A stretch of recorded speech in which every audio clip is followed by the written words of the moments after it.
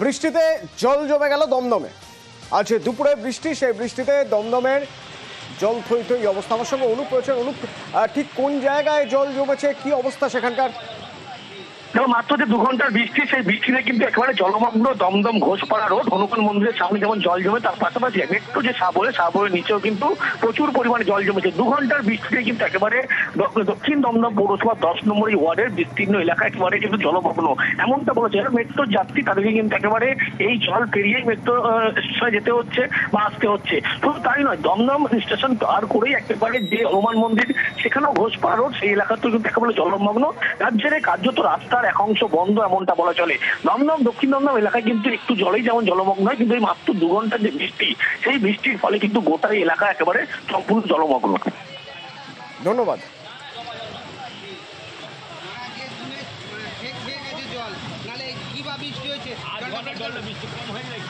জলটা বেরোতে পারতো